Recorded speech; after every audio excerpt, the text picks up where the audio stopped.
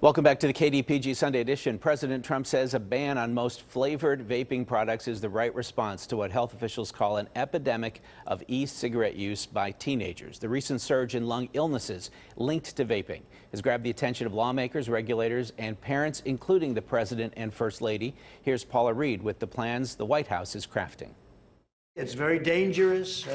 Children have died. People have died. With First Lady Melania Trump sitting by his side, President Trump announced he wants to take action to combat vaping. But we can't allow people to get sick, and we can't have our youth be so affected. The Health and Human Services Secretary announced the FDA will soon issue guidance on how to take flavored vaping products off the market, targeting items they believe are especially appealing to kids. We simply have to remove these attractive flavored products from the marketplace until they secure FDA approval. In a rare foray into public policy, the First Lady has expressed her concern about this issue on Twitter. She's got a son together that is a beautiful young man, and she feels very, very strongly about it. But CBS News has learned any real crackdown is likely a long way off, since it will take weeks for the FDA to release its final rule, and even then, companies have time to respond. There'll be legal challenges because this is a big market. Dr. Elizabeth Rosenthal, the editor-in-chief of Kaiser Health News, says that could delay any real change. They're going to have pressure from the health advocates on one side and from industry on the other to do something, and trying to walk that line is going to be really tough. The CEO of Juul, the biggest e-cigarette company in the U.S., spoke with Tony DeCopel last month. What do you say to those families, those parents, about their teens using this product? As I've said this before, I'm sorry that their kids are using the product, but there's never an intent on the company's part to target youth. We have two guests with us who come at the issue from different angles. Dr. Francisca Rosser is a pulmonologist at Children's Hospital and assistant professor of pediatrics at the Pitt School of Medicine. And Dr. Doreen Saletti is a professor of sales and marketing at Point Park University. She's looked into the marketing of e-cigarettes. So some people have heard about this proposed ban on flavored e-cigarettes and said, well, this is going to be negative for the people who are successfully using vaping to quit smoking. The assumption being vaping is safer than smoking, and you already shot that down. There's no evidence of that. I disagree. But that's not FDA approved as a smoking cessation or nicotine cessation product. But that's been the pitch, right? Mm-hmm. Right, and that's the founders of Juul regularly restate that they developed the product to help the 1 billion smokers ultimately leave cigarettes. But we've seen some different focus areas in their marketing. So if Juul wanted to, it could have a big label on its packages that says this is only for people already addicted to nicotine, right? Because that's essentially their message, right? This is only for people already addicted to nicotine. We don't intend this to be something for people to start a nicotine habit with. Right, but that may not have real impact on teens anyway. Right. Because again, sometimes they're looking at pushing back against what they see parents and others asking them to do. And so kind of like warning labels on music. You know, if something has explicit lyrics, sometimes it becomes even more desirable to teens. Right. All right, I want to play some more tape from Emma Boland. We told you about her earlier. She's 16 years old.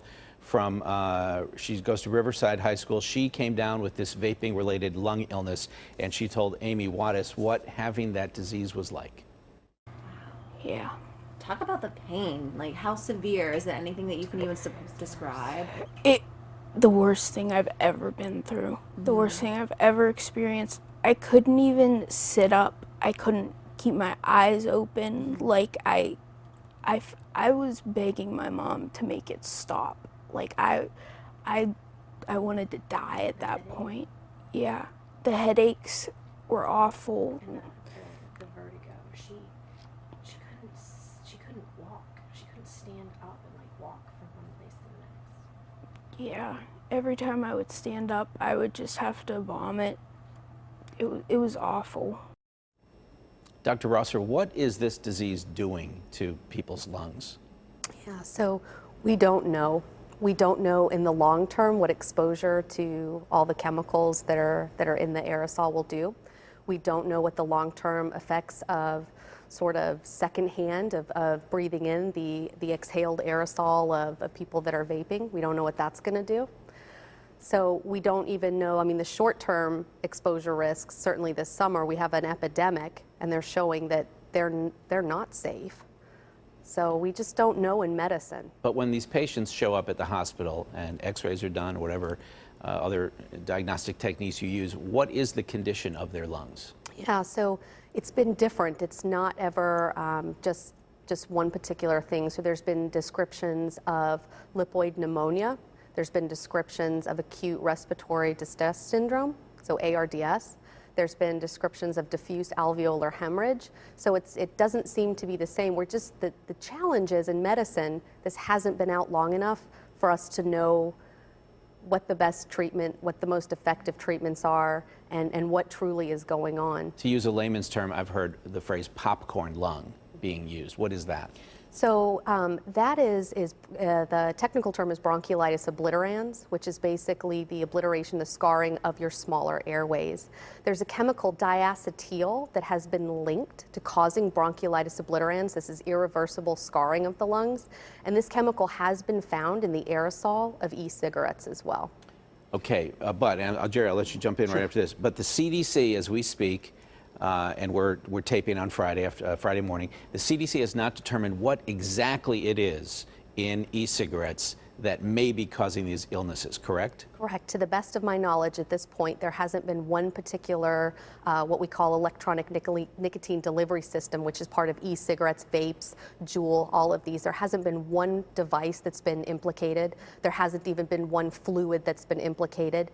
Many of the cases that they saw over the summer have THC associated with it, so users have been using THC as well as the devices, but not all. So young people who only vape nicotine may have seen these reports or heard that, oh, it's only THC that's dangerous. That's not true. It's not true. So you're getting the same effect, whether you're doing a THC product, or laced with it at least, or just a regular thing you would buy. And I'm also curious, we just heard the founder say, we never meant to market it to children. It's not where we went with it, but we're seeing it's who's using it, right? I mean, that's the biggest. I'll start with the marketing part of it. He's not telling the truth, or you just don't think he's telling the truth.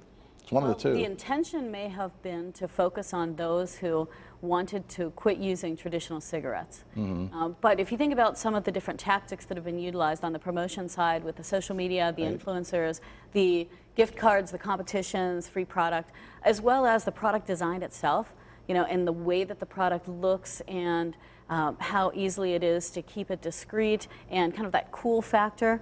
You know, I think, again, we don't just want to listen to what someone has to say, but we want to watch what they've actually done. And I want to touch real quickly on the cool factor. On YouTube and places like that, there's these people who do amazing things with the smoke and everything else that comes, and people see that and they want to do it too. It's a huge part of social media. How do you, I mean, you're not going to stop that. I mean, that people are going to do that. They have a YouTube channel or whatever. So if you're not going to stop that part of it, that's the marketing part. Medically, how do you get it? How does the government get at it? How does the CDC get at it to say this stuff, just don't do it? Or can they just take it completely off the market? They're not doing it completely, just a part of it. So how do they get it to the point where it's not so pervasive? So I think, again, raising that tobacco limit to age 21, taking out the flavors, regulating like we regulate other tobacco products. So I think latest I saw 78% of middle and high school children. So that's if anybody's watching this and has kids in middle school or high school, chances are your child has seen a television advertisement for this. So I think regulating what ads are allowed and what our kids are seeing is absolutely the way to go. And that was much of what happened with the tobacco industry and how we were able to see some declines in usage rates when there were regulations on the types of advertising and the mediums that were able to be used and the messaging that was able to be used, and getting at kind of what the real implications are. You know, one of the things that brought success to dropping teen rates of smoking was that the cool factor was eliminated a bit. You know, some of the messaging that showed that their choice, their control was being taken away by this product really did have some impact. These illnesses and deaths over the past few months seem to have come out of nowhere. And by the same token, you study sales and marketing.